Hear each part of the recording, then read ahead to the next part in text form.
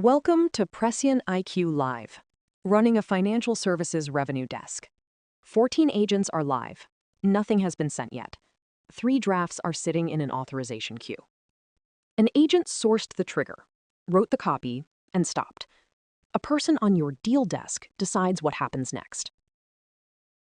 Every mid-market CFO asks the same 3 questions. What does acquisition actually cost? Where is my regulatory exposure? And can AI reduce both without creating a governance problem I have to defend to a board? 2 tabs answer all 3. Institutional outbound is revenue execution. Regulatory compliance shield is enforcement. They share one control plane and one audit record, and the audit record is the part that matters. Here's the enforcement side. 4 risk exposures, quarantined before execution. A trading log heading to a US region in breach of French data localization rules. An auto-trading bot adjusting margin limits with no human oversight. Both blocked, both citing the governing framework. Back to the queue. Agent 01 detected a structural shift in dark pool routing, matched it to Goldman's EMA desk, and drafted outreach at 98% confidence. Confidence is a routing score for reviewer attention. It is not a prediction of reply rate. The reviewer isn't limited to yes or no. Edit draft opens the subject line and the body for direct revision. The human owns the words before they leave the building. Reject and train sends the correction back into the model. Approving is a decision, not a formality, and it is recorded as one. Goldman, approved. Citadel, 14 new FPGA and data pipeline requisitions, read as an infrastructure signal, approved. BNP Paribas, a regulatory constraint turned into a pitch angle, approved.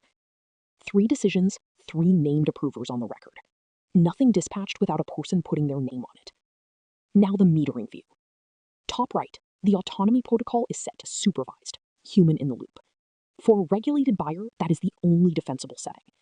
And a caveat on what follows. This is a demo environment. Every figure here is illustrative, not a measured client result. Execution is metered per workflow, per compliance framework, with a unit compute cost and a rollup. Cross-border liquidity audit under FIR MRT. Alt data ingestion check under SEC Title 17. KYC and AML verification under FinCEN. You are billed for work performed, and you can see which rule governed each unit. Back to enforcement, and this is the part that closes a risk review. Each intercept names the framework it enforces, the system that tripped it, and the exact payload that would have violated it. The reviewer's options are grant exception or confirm violation. Both are decisions. Both are logged.